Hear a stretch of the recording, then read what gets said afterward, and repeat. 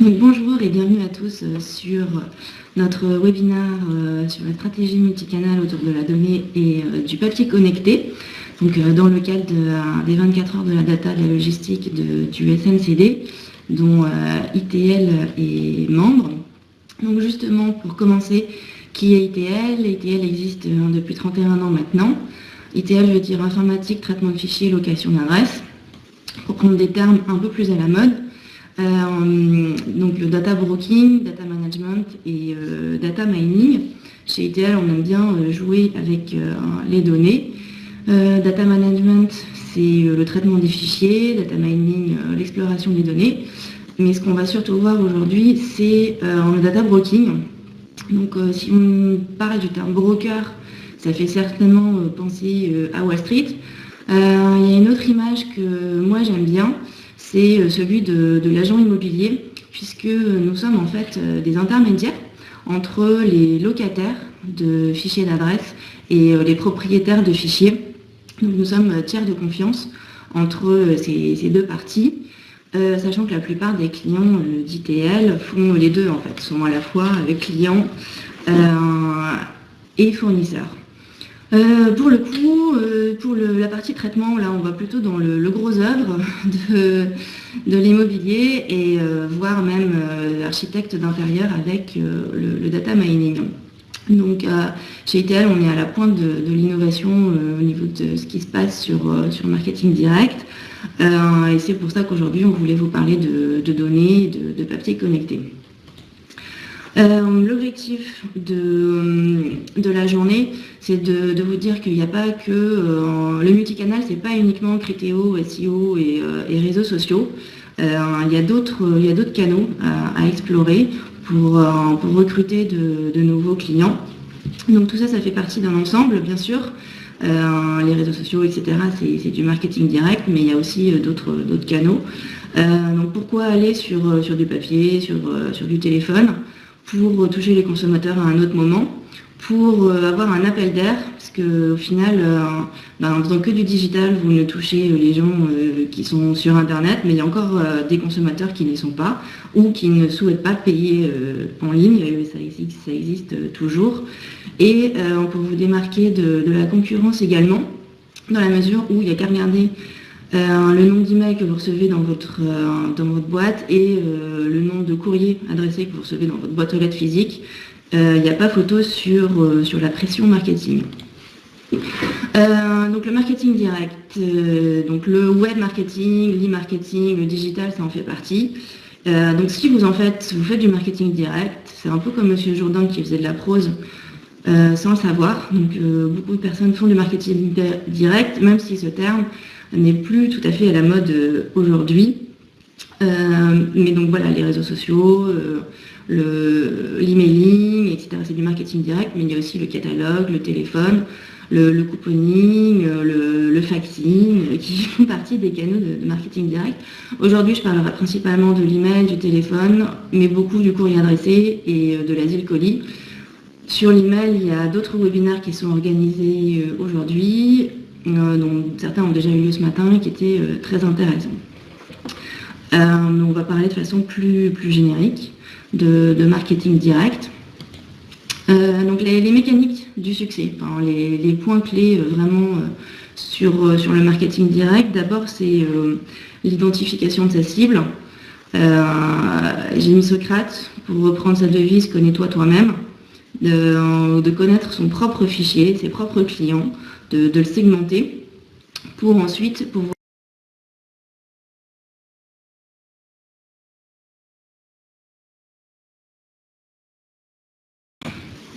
Donc, bonjour et bienvenue à tous sur notre webinaire sur la stratégie multicanal autour de la donnée et du papier connecté.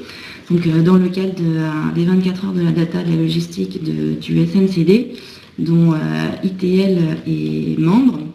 Donc justement, pour commencer, qui est ITL? ITL existe depuis 31 ans maintenant. ITL veut dire informatique, traitement de fichiers, location d'adresse.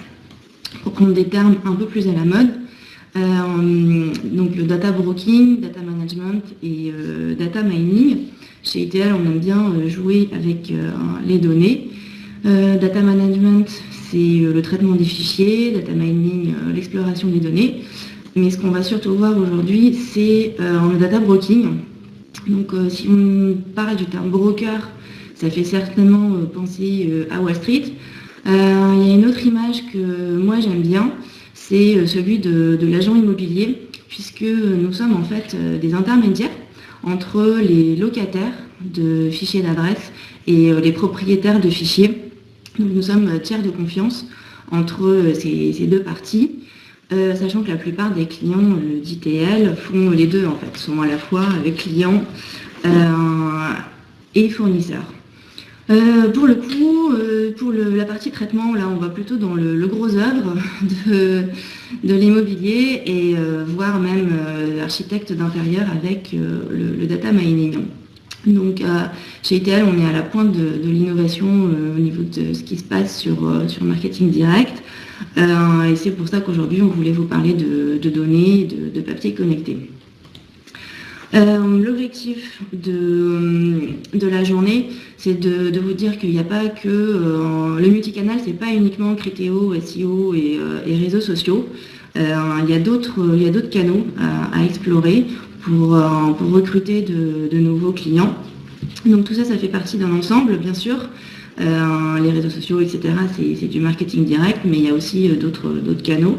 Donc pourquoi aller sur du papier, sur du téléphone, pour toucher les consommateurs à un autre moment, pour avoir un appel d'air, parce qu'au final, en faisant que du digital, vous ne touchez les gens qui sont sur Internet, mais il y a encore des consommateurs qui ne sont pas, ou qui ne souhaitent pas payer en ligne, ça existe toujours. Et pour vous démarquer de la concurrence également, dans la mesure où il n'y a qu'à regarder le nom d'email que vous recevez dans votre boîte et le nombre de courriers adressés que vous recevez dans votre boîte aux lettres physique. Il n'y a pas photo sur la pression marketing. Donc le marketing direct, donc le web marketing, l'e-marketing, le digital, ça en fait partie. Donc si vous faites du marketing direct, c'est un peu comme Monsieur Jourdain qui faisait de la prose sans le savoir. Donc beaucoup de personnes font du marketing direct, même si ce terme n'est plus tout à fait à la mode aujourd'hui. Mais donc voilà, les réseaux sociaux, l'emailing, etc. C'est du marketing direct, mais il y a aussi le catalogue, le téléphone, le couponing, le faxing, qui font partie des canaux de marketing direct. Aujourd'hui, je parlerai principalement de l'email, du téléphone, mais beaucoup du courrier adressé et de l'asile colis. Sur l'email, il y a d'autres webinaires qui sont organisés aujourd'hui, dont certains ont déjà eu lieu ce matin, qui étaient très intéressants. On va parler de façon plus générique de marketing direct. Donc les mécaniques du succès, les points clés vraiment sur le marketing direct. D'abord, c'est l'identification de sa cible. J'ai mis Socrate, pour reprendre sa devise, connais-toi toi-même, de connaître son propre fichier, ses propres clients, de le segmenter, pour ensuite pouvoir identifier qui sont ses prospects et pour pouvoir vraiment cibler ces campagnes de recrutement. Donc dans la préparation des campagnes, vous avez à la fois la recherche de fichiers externes et le message. Je détaillerai plus tard cette partie-là sur le message, sachant que voilà, c'est vraiment très, très important. Un des points clés que je ne détaillerai pas, mais qui est important, c'est d'avoir défini sa politique de fidélisation avant le recrutement ou au pire en même temps, puisque ça ne sert à rien de collecter des leads, ou d'avoir des clients qui commandent une fois et de ne pas savoir comment les relancer derrière. L'intérêt, c'est d'avoir les bons prospects qui feront les bons clients par la suite. Le propre du marketing direct, c'est le test and learn, de tester, de mesurer, c'est le 5e point, de retester d'autres concepts. Vous pouvez tester les bases, vous pouvez tester les messages pour pouvoir ensuite généraliser.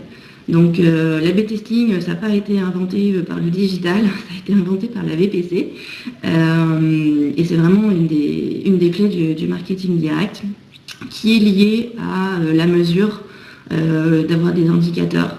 Le propre du marketing direct, c'est d'être héroïste.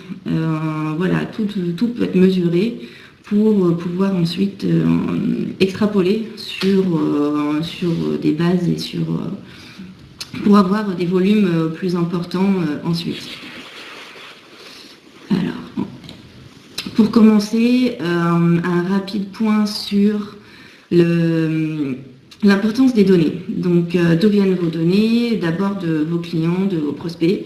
Vous avez des inscrits à des newsletters, vous avez des clients, vous avez des contacts que vous recrutez par les réseaux sociaux, par d'autres canaux.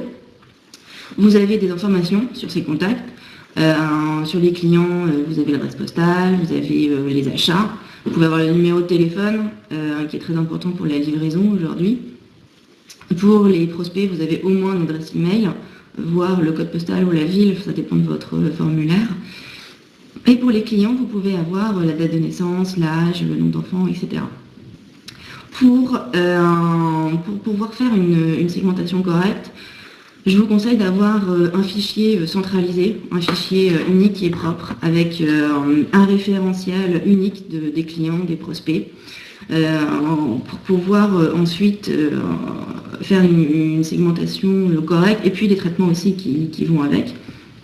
Il faut que votre fichier soit déclaré à la CNIL. À partir du moment où vous commencez à avoir un fichier, il faut avoir un numéro de CNIL, il faut que la source soit disponible, c'est-à-dire que vous avez la date de saisie de chaque contact, il n'y a que des informations légales. Alors pour savoir quelles sont les informations légales, je vous invite à vous rendre sur le site de la CNIL où il y a toutes les informations sur les fichiers. Et pour la collecte d'emails, si vous souhaitez en faire quelque chose plus tard comme la monétisation sur les emails, il vaut mieux que ce soit opt-in partenaire. Donc, il y a une différence entre le postal et l'email à ce niveau-là. C'est qu'on n'a pas... L'adresse postale fonctionne sur un système d'opt-out et l'email sur un système d'opt-in. Une fois que vous avez un seul fichier avec les prospects, les clients, tout ça dans une base unique, c'est pour ça aujourd'hui qu'on parle énormément de DMP, dans la mesure où avant on avait des bases qui se baladaient à droite à gauche. C'était un peu compliqué pour les chefs de projet marketing de faire des campagnes là-dessus. Donc voilà, je vous invite à avoir un seul fichier unique et propre et on peut vous aider là-dessus. Une fois que vous avez ce fichier-là, le classique de la vente à distance, c'est la segmentation RFM sur la récence, la fréquence et le montant des achats. Donc la récence, elle est exprimée en nombre de jours. Depuis le dernier achat, on parle énormément de 0,12, 0,24, 12,24. C'est le dernier achat depuis les 12 derniers mois, 24 derniers mois, etc. Ça vous permet aussi de segmenter vos clients entre les actifs et les inactifs. La fréquence des achats, c'est la valeur qui correspond au nombre de commandes sur une certaine période. En général, on parle au semestre. Et le montant des achats, c'est la valeur moyenne ou cumulée des achats de votre client. C'est un scoring assez basique, mais que certains pure players ne connaissent pas non plus, ou certains débutants sur la vente à distance. Le deuxième type de segmentation qui est possible, c'est le scoring. Sachez qu'on peut faire un scoring sur le prénom si vous n'avez pas l'âge. Ça vous donne une estimation de l'âge. Alors, c'est encore valable aujourd'hui. Si on a un Gérard ou un Julien, il est assez facile de déterminer sa classe d'âge. Par contre, avec les nouveaux prénoms qui sont donnés depuis 10 ou 15 ans, voilà, c'est un type de scoring qui aura ses limites bientôt. Le deuxième scoring qu'on propose chez ITL et qui s'appelle Scoreo, c'est le recoupement avec des données de l'INSEE qui permet de segmenter votre base en 52 segments avec des critères sociodémographiques. Donc un certain type de revenus avec des consommations, des produits consommés du type le nombre de voitures, mutuelles ou pas, si c'est des propriétaires, des locataires, si c'est en appartement, si c'est en maison, si c'est en milieu rural, en milieu urbain, etc. Alors, je ne sais pas pourquoi, des fois ça coupe. Donc, les traitements qui sont possibles sur vos bases de données. Vous pouvez d'abord, ce qu'on appelle assez classiquement la RNVP, c'est la restructuration, la normalisation, la validation postale. Il y a la déduplication. évidemment, voilà, si vous faites des campagnes, ne serait-ce qu'email en interne, ça ne sert à rien d'envoyer 2 fois le même email au même client, donc imaginez quand c'est du papier. Ensuite, il y a la maintenance, c'est de supprimer donc les PND les plis non distribués, les NPAI sur les adresses email, les hardbones, etc. On peut faire des traitements Estocad et Charade qui sont liés au déménagement. Donc Estocad, ça supprime les adresses des déménagés, et Charade, ça remplace avec la nouvelle adresse. Il faut savoir quand même qu'il y a 10% des ménages qui déménagent 10% des ménages qui déménagent chaque année. C'est pas facile à dire. Il y a des nouvelles voies qui sont créées. Donc sur la RNVP, en fait, c'est la normalisation de l'adresse. Il y a une norme, AFNOR, de l'adresse. Il y a plusieurs lignes à respecter et tout ça, ça permet quoi? Ça permet notamment déjà de diminuer le nombre de colis qui sont non distribués. Donc si vous avez une meilleure distribution du colis, forcément vous diminuez aussi de ce côté-là les litiges qui sont liés à la distribution des colis. Ça vous permet également d'être prêt si jamais vous utilisez le canal postal en fidélisation par exemple, puisque vous pouvez avoir des tarifs avec la poste. Si vos adresses sont normalisées, l'affranchissement va vous coûter moins cher. Vous aurez des adresses propres et pas des adresses qui sont rentrées n'importe comment selon l'imagination des personnes. Ça permet aussi de faire du marketing, du géomarketing et de pouvoir lier aux données du type INSEE sur le scoring. Et enfin, ça vous permet, si vous souhaitez monétiser votre fichier, ça vous permet d'avoir des revenus supplémentaires. Voilà, le modèle économique de l'allocation, puisqu'on est vraiment sur l'allocation, j'y reviendrai après, mais c'est un prix au 1000 qui varie pour le postal entre 150 et 250 € du 1000. Donc voilà, ça peut dégager des revenus qui sont non négligeables. Un dernier traitement qui est possible, c'est l'enrichissement. C'est-à-dire que par exemple, vous avez une base prospect que vous avez collectée par différents moyens. Si vous avez uniquement l'adresse email, mais avec le code postal et la ville, en le rapprochant et en matchant avec d'autres bases, ça vous permet de récupérer l'adresse postale entière, voilà, pour envoyer un courrier ou autre. On va continuer ensuite avec les facteurs clés de succès en marketing direct.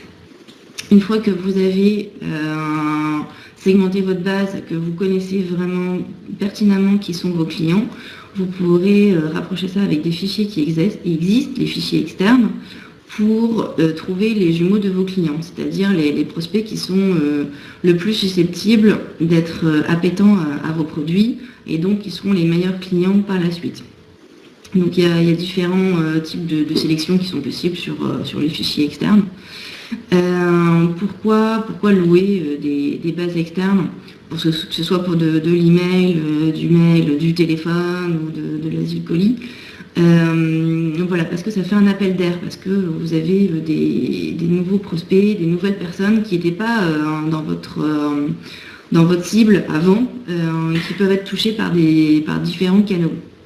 Donc en B2B, vous pouvez acheter des fichiers, mais la règle en B2C, c'est qu'il vaut mieux louer des fichiers. Enfin, les fichiers en location sont mieux entretenus, puisqu'ils, c'est des fichiers de propriétaires qui sont des e-commerçants ou des VPCistes, donc ils sont à jour. Et c'est le droit de n'utiliser l'adresse qu'une seule fois.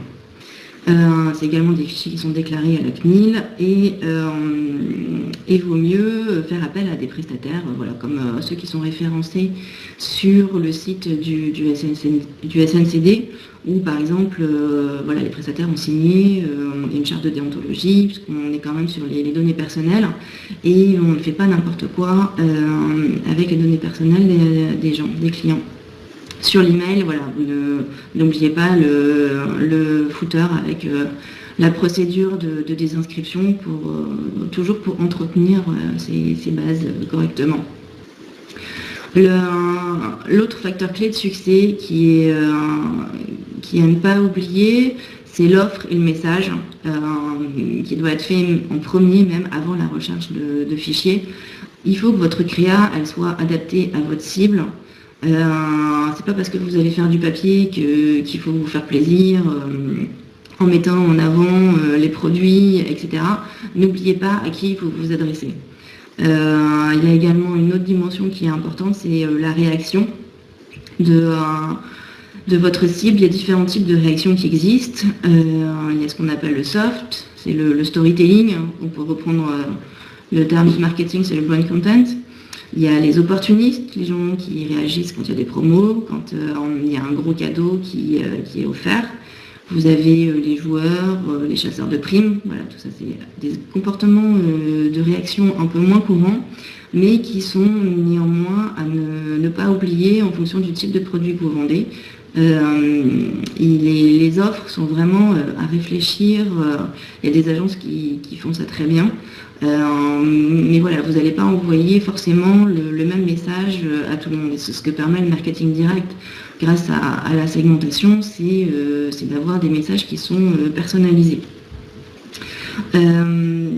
N'oubliez pas de mettre des informations qui vous permettent de traquer par la suite.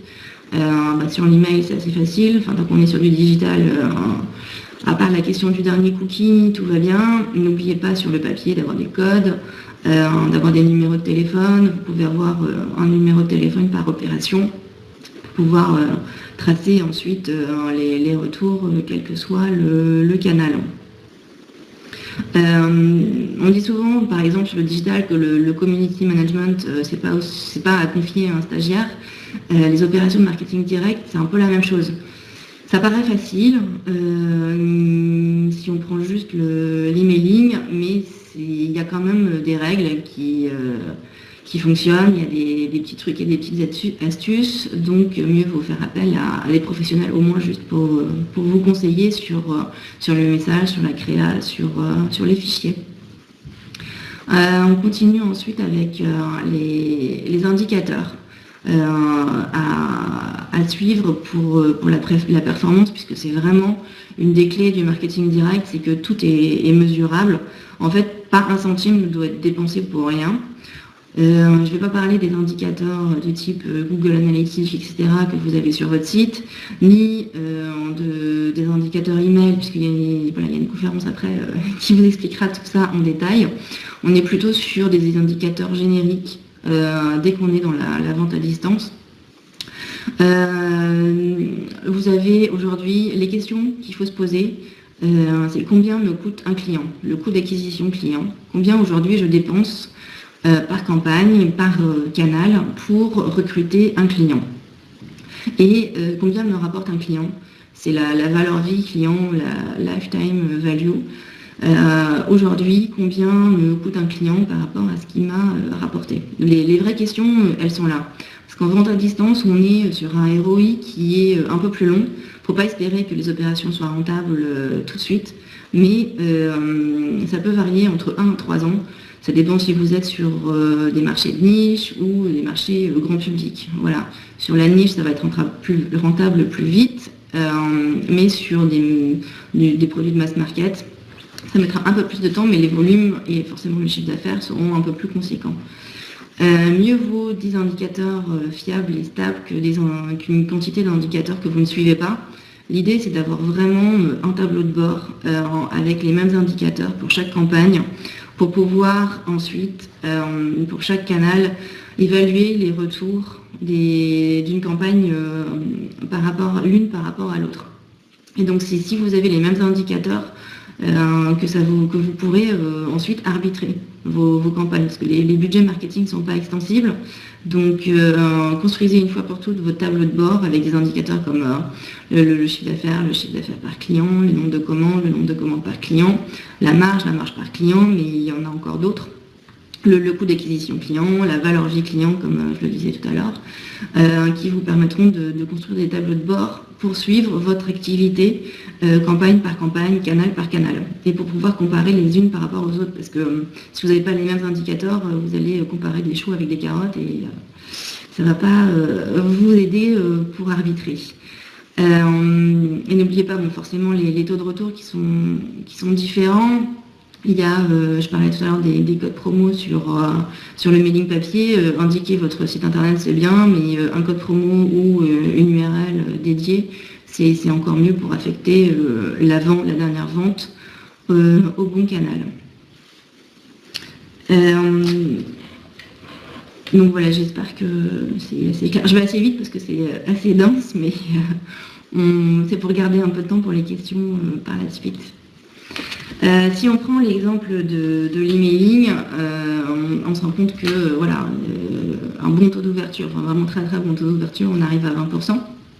Donc il reste quand même 80% de votre cible, parce que vous les avez ciblés, donc vous pensez qu'ils sont susceptibles d'acheter vos produits qui ne sont pas touchés. Comment faire en utilisant d'autres canaux. Donc là, je vais principalement parler du papier et de l'asile colis, mais si vous avez un petit pourcentage de votre cible qui est touché sur les réseaux sociaux, en display, etc., pensez à l'emailing, pensez au téléphone.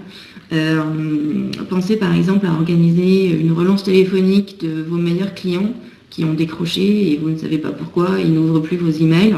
Mais ils ne sont pas en LPAI, donc ils n'ont pas changé d'adresse email, de les appeler, de leur envoyer un mailing courrier pour les relancer. Mais voilà, c'est vrai que le papier coûte cher, qu'on a des freins, qu'on se dit que c'est pas pour moi, que c'est en recrutement et pas en acquisition, que c'est en fidélisation et pas en acquisition, pardon, que c'est has-been, que voilà, ça fait très VPC de papy. Que c'est compliqué, etc. Et on se dit, bon ben voilà, je vais faire du digital, ça me paraît simple, et ça coûte pas cher. Donc oui, ça coûte effectivement moins cher, mais ça rapporte moins aussi. Donc je vais passer rapidement sur pourquoi faire du papier en 2016. Parce que c'est un média statutaire. C'est valorisant pour l'entreprise. Si je reçois un courrier dans ma boîte aux lettres d'une société, et étant donné que ça coûte un certain investissement, je vais me dire, c'est pas n'importe qui m'écrit. Je vais me dire que voilà, c'est pas une start-up qui va disparaître du jour au lendemain. C'est quand même une société qui est un peu installée sur son marché. Le papier, c'est physique, ça matérialise l'offre. On se dit que sur Internet, on a la place de détailler, de mettre beaucoup de choses, effectivement, mais on passe beaucoup moins de temps. Le temps de lecture entre un email et un courrier papier, faites le test, mais il n'y a vraiment pas photo entre ce qu'on peut retenir du papier et ce qu'on peut retenir d'un email.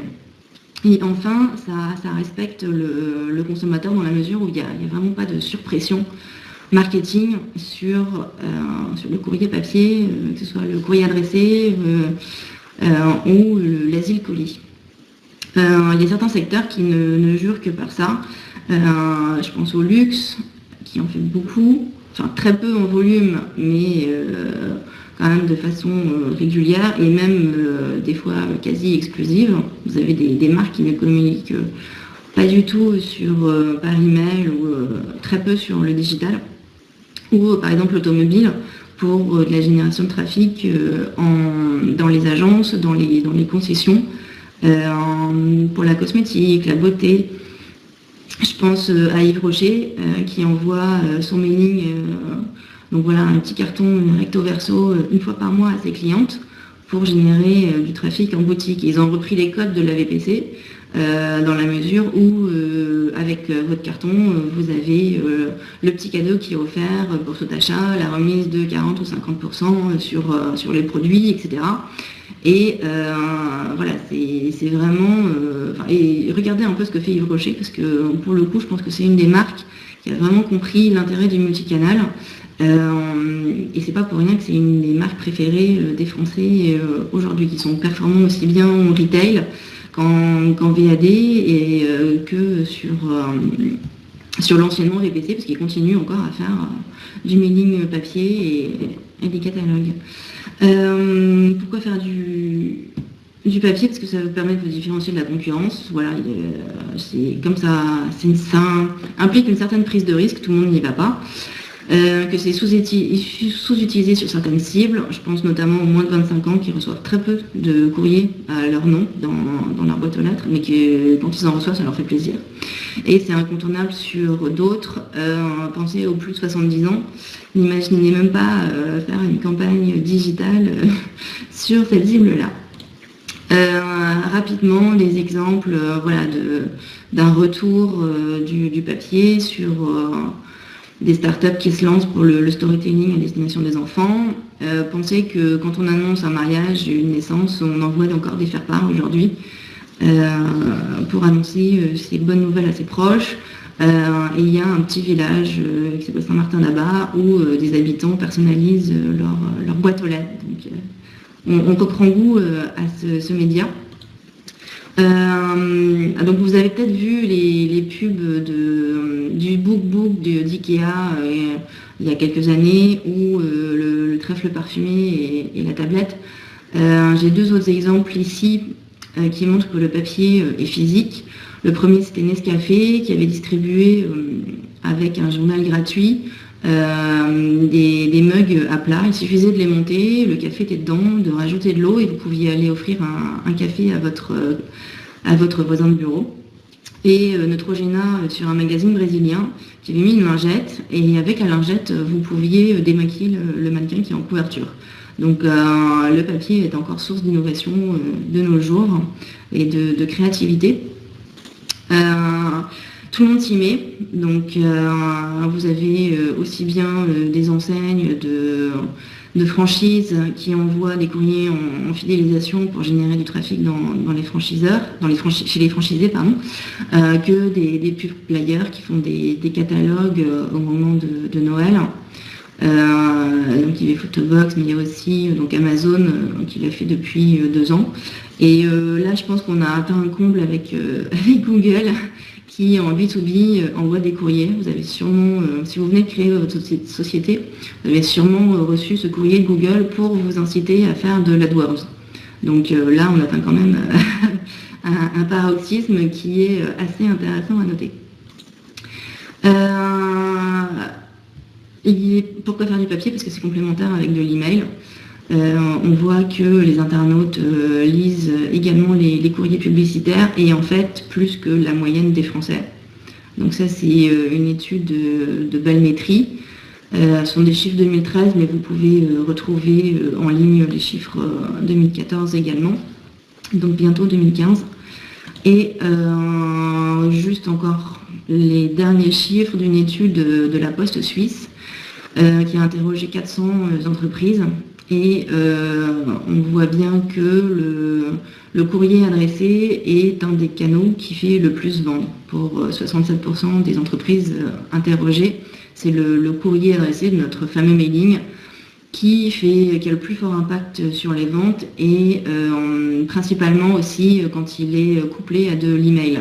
Donc il y a plusieurs moyens d'avoir cette combinaison entre l'email et le print. Vous pouvez annoncer l'arrivée d'un catalogue dans la boîte aux lettres par email, ou envoyer une offre promo par courrier de façon assez sympa, et de relancer par email derrière. Attention, il ne reste plus que X jours avant la fin de la promo, un mois avant, 15 jours avant, 3 jours avant, etc. On voit que ça fonctionne pas mal. Sur la question des coûts, on voit qu'on peut faire du papier de façon moins chère. On n'est pas obligé d'avoir une lettre qui fait 3 pages, un catalogue de 10 pages, etc. Si vous consultez les imprimeurs, les routeurs, ils peuvent vous faire des créas dynamiques. Là, on a une carte postale recto verso, tout en un, avec bien sûr toujours le code promo à ne pas oublier. Le deuxième canal dont je voulais parler aujourd'hui, c'est l'asile colis. Donc c'est pareil, hein, ça n'a pas été inventé par vente privée, mais par nos bons vieux VPCistes depuis le début de la VPC. Le concept, je reçois une commande, par exemple d'Yves Rocher, je l'ouvre, je suis super contente parce que j'attends ma commande, et à l'intérieur, j'ai 3-4 publicités pour d'autres annonceurs. Ça peut être pour d'autres sites marchands, je sais pas, pour des chaussures, pour de la mode, pour de la presse féminine, enfin voilà, on peut imaginer pas mal de choses. C'est un média qui est assez intéressant dans la mesure où le taux de délivrabilité est quand même assez élevé, voire proche de 100% en fait. Parce que voilà, tout le monde reçoit son papier, l'ouvre, le lit, le retient ou pas, mais en tout cas le reçoit bien. C'est assez facile à faire et il suffit d'imprimer un petit leaflet, un A5, recto verso avec une offre. Et on voit que ça marche bien sur les seniors, bien sûr, sur les femmes, dans le vin, la gastronomie, l'habillement, etc. Chez ITL, on en gère 5 millions par an, donc voilà, on peut vous dire que ça fonctionne. On a un site qui est dédié, si vous voulez vraiment rentrer dans le détail de l'Asile Colis sur les questions de poids, de fonctionnement, de tarifs. Voilà, je vous conseille d'aller voir asile-colis.fr pour rentrer vraiment dans le détail. Juste un petit exemple d'un de nos clients qui s'appelle ceflou.com, qui vend des produits pour des personnes malvoyantes, qui était un pur player au départ de sa création en 2013, qui a décidé de faire un catalogue en fidélisation, donc qui était mis dans tous les colis à partir d'avril 2014 et qui a vu son chiffre d'affaires s'envoler. Le nombre de visiteurs sur son site a augmenté également, mais surtout le chiffre d'affaires, le montant moyen par commande a explosé, puisque on était vraiment sur du multicanal. On reçoit le catalogue, on commande en ligne. On est sur une double cible, à la fois les personnes qui commencent à moins voir à partir d'un certain âge, qui ont besoin des produits, mais c'est aussi leurs enfants qui vont les acheter pour eux sur Internet. Donc on a le parent qui peut donner le catalogue à son enfant pour qu'il commande en ligne. Donc on voit vraiment que ça a fonctionné. Il y a en taux de fidélisation aussi, vraiment, enfin j'ai pas les graphiques ici, mais en tout cas Ceflou me dit que ça a vraiment bien marché et il s'est adapté à ses clients en fait. Il est allé là où ses clients étaient et sur les canaux, sur le canal de commande privilégié par sa cible. Et surtout, c'était là où la concurrence n'était pas, donc il est un peu tout seul sur ce marché-là, donc on lui souhaite de continuer dans cette voie-là. Maintenant, ça va être quelque chose d'un peu plus ludique et un peu moins rébarbatif. Donc, je vais vous mettre une petite vidéo très rapide. Pour moi, quand j'ai vu le papier connecté pour la première fois, ça m'a un peu fait penser à ça. J'espère que ça va marcher. Alors il n'y a peut-être pas le son, mais c'est pas très grave.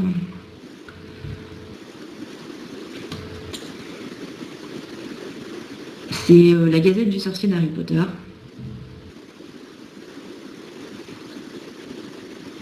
Où vous avez les images qui prennent vie.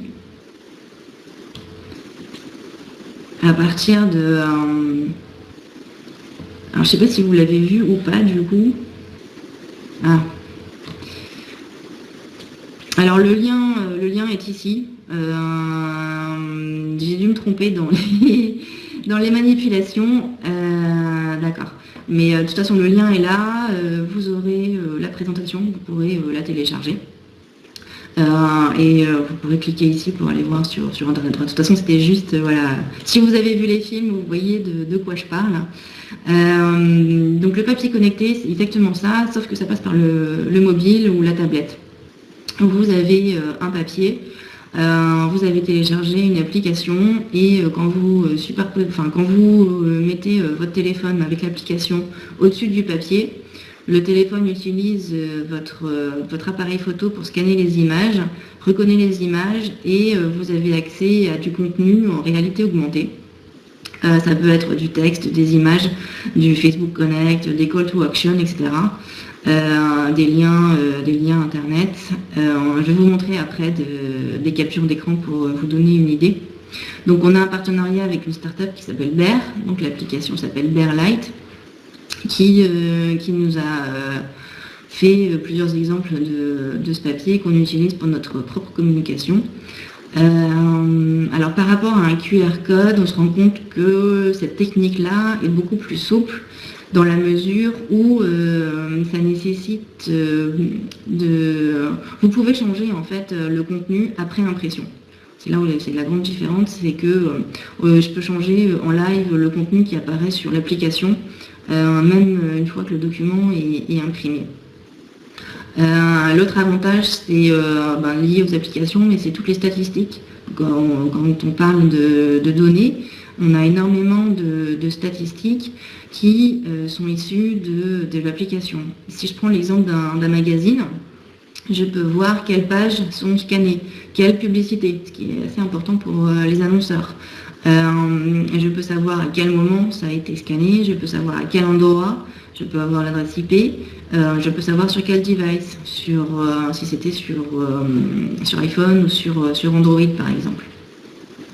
Donc voilà par exemple ce qu'a fait Bear avec le guide du routard de la guerre 14-18. Vous téléchargez l'application Bear Lite, vous scannez le guide du routard et sur votre téléphone, vous avez le plan qui apparaît de l'endroit dont on parle dans le routard. Vous pouvez avoir des vidéos, vous pouvez avoir des photos et tout ça, vous pouvez ensuite le partager en ligne.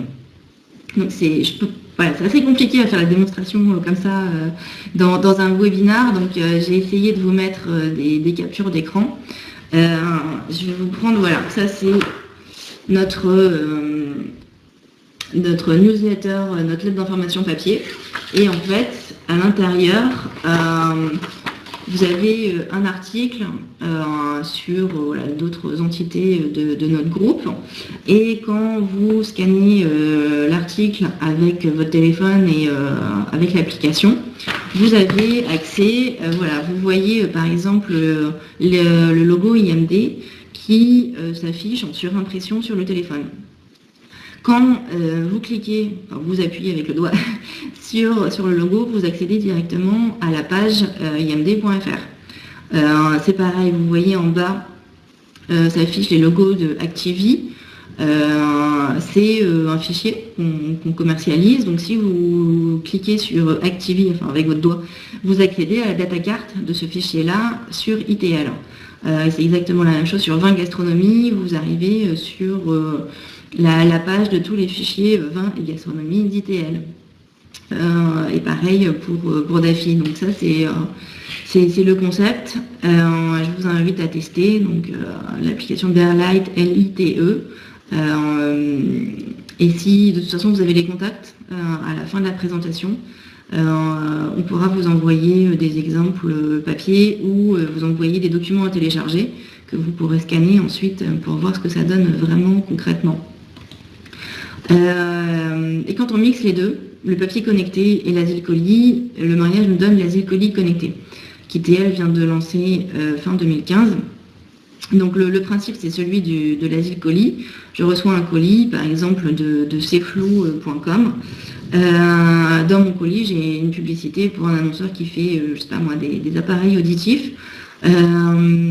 Via l'application soit Bear qui est l'application générique mais qui peut être faite en marque blanche, donc je télécharge l'application de la marque d'appareil auditif, je scanne le papier et j'arrive sur ma tablette ou sur mon smartphone directement sur le produit qui est décrit dans l'offre. Et là on voit que on est même moins de 3 clics en fait. Le tunnel de conversion est vraiment considérablement réduit dans la mesure où je peux commander ensuite directement le produit qui se sera affiché sur ma tablette ou mon téléphone. Il n'y a même plus besoin de code promo dans la mesure où je peux créer une landing page totalement dédié à cette offre-là pour l'asile colis, voire une landing par offre, une landing par fichier que j'utilise si je suis sur ces flous, mais je peux être asilée ailleurs.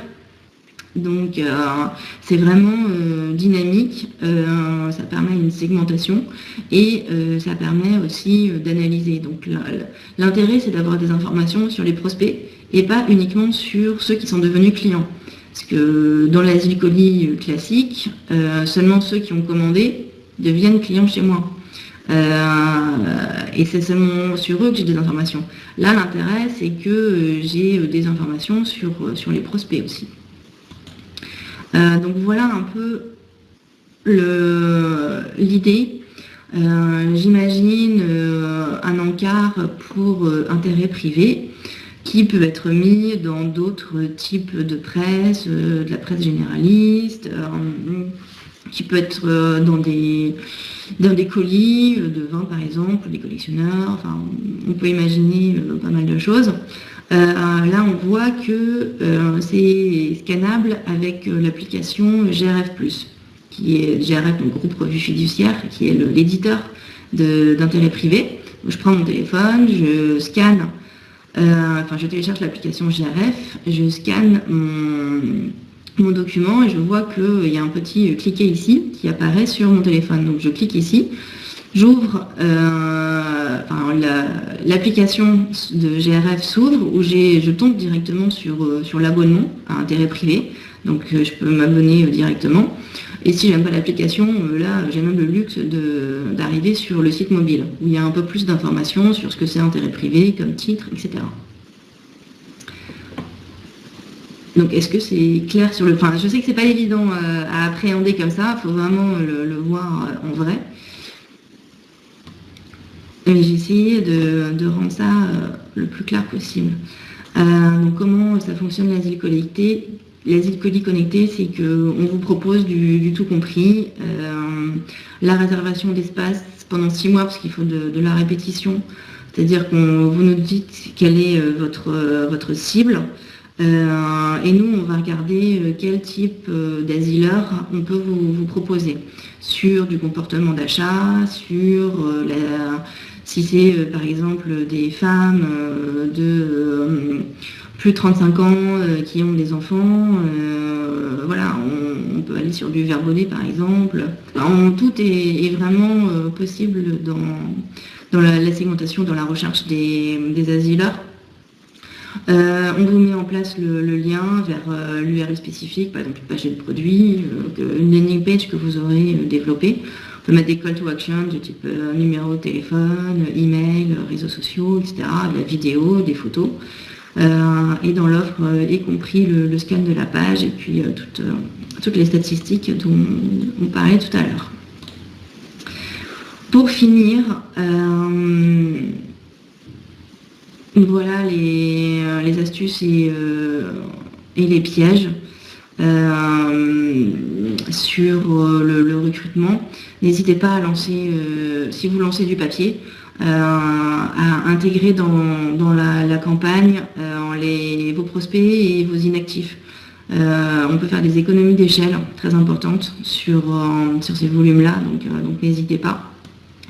N'hésitez pas également à ouvrir vos colis, à commercialiser vos bases. Comme je disais tout à l'heure, ça peut vous permettre de gagner un petit peu d'argent.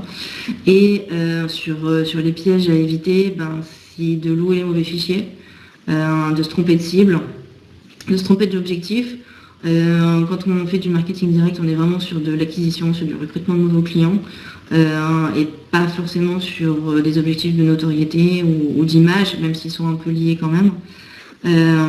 Sur l'asile colis, faites attention sur les asiles colis qui sont regroupés où vous ne serez pas tout seul et où vous serez peut-être même voir avec des concurrents, donc c'est un peu moins sympa quand même. Sur le courrier papier, faites attention aux dates de dépôt de vos mailings, parce que vous pouvez ne pas être seul à louer le même fichier et être dans la même boîte aux lettres du même contact avec de la concurrence aussi. Donc faites attention à tout ça. Et enfin, alors, je suis désolée, du coup, on n'aura pas beaucoup de temps pour les questions, mais de toute façon, voilà, vous avez nos coordonnées. Si vous voulez nous contacter en direct pour tout ce qui concerne le marketing direct, on est tous, que ce soit à Strasbourg où il y a le siège, à Bordeaux ou à Paris, selon l'endroit où vous vous situez en France, prêt à vous écouter, à vous conseiller sur vos campagnes de marketing direct. En email, on a une agence qui est dédiée à l'email marketing. Et même si vous avez des problématiques de RP multicanal, si vous vous lancez dans la vente à distance ou si vous êtes une start-up, vous n'avez pas de logiciel propre pour gérer vos commandes, etc., on peut aussi vous aider là-dedans. Donc voilà, donc j'ai pas eu beaucoup de questions. Est-ce qu'il y en a?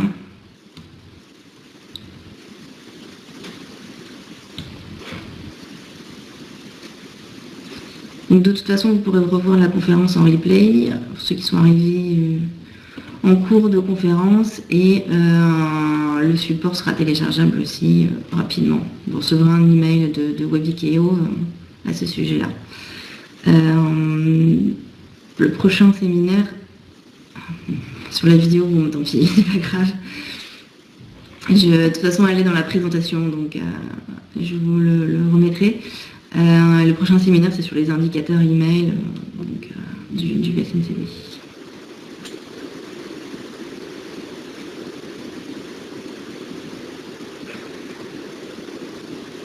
Merci. Merci à tout le monde de nous avoir suivis jusqu'au bout. Si vous voulez plus d'informations, donc itl.fr, ou sinon nous contacter directement pour une étude plus détaillée et personnalisée de vos campagnes de marketing direct. Je vous laisse. À très bientôt. Au revoir.